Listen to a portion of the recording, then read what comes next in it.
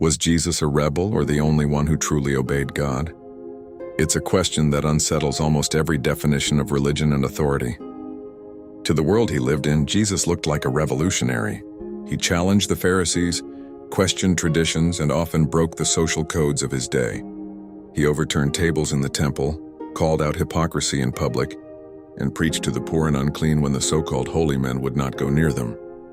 To some, he was dangerous, to others, divine. But the more you look at his life, the more you realize his rebellion was never against God. It was against everything that pretended to represent God but didn't. From the beginning, Jesus' way was not the world's way. He was born in a manger, not a mansion. His followers were fishermen and outcasts, not scholars or soldiers. He dined with sinners instead of priests. He blessed children, women, lepers, those the system had pushed aside.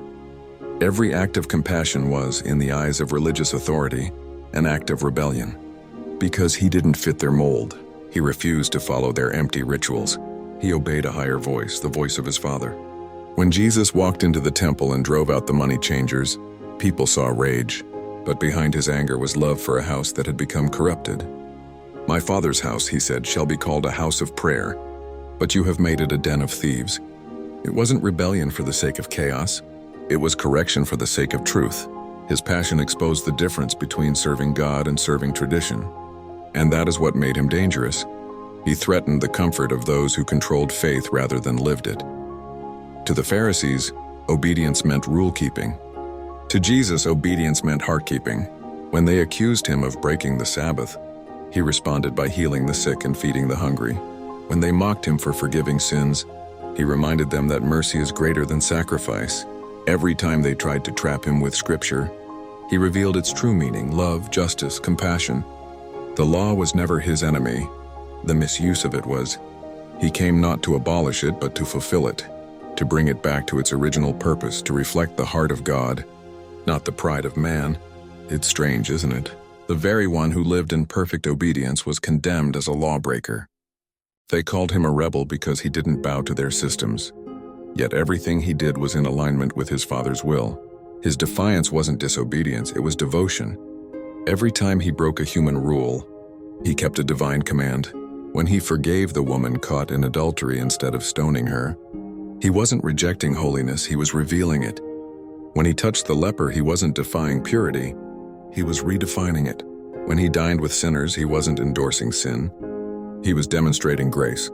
The truth is, Jesus' so-called rebellion was perfect obedience in disguise. He lived in total submission to his Father, even when that meant standing alone. When the crowds cheered him as king, he stayed humble. When the cross awaited him in silence, he still said, "Not my will, but yours be done." That is not rebellion. That is surrender at its highest form. If we look closer, maybe the real rebels were the ones who claimed to follow God but ignored his heart. The religious leaders of his day worshipped the law more than the lawgiver. They obeyed rituals but neglected righteousness. And when the living Word stood before them, they couldn't recognize him. Their obedience was outward, his was inward. They protected systems, he protected souls. Jesus never fought for personal power. He didn't start riots or build empires. His revolution was one of spirit, not sword. He was a rebel only because the world had drifted so far from God that obedience looked like defiance. His life forced people to choose between comfort and conviction, between human approval and divine truth. And when he finally stood before Pilate, silent and beaten, the world thought it had crushed a rebel.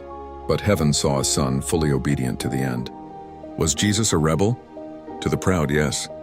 To the corrupt, yes. To those who mistook tradition for truth, absolutely. But to the Father, he was the only one who ever got it completely right.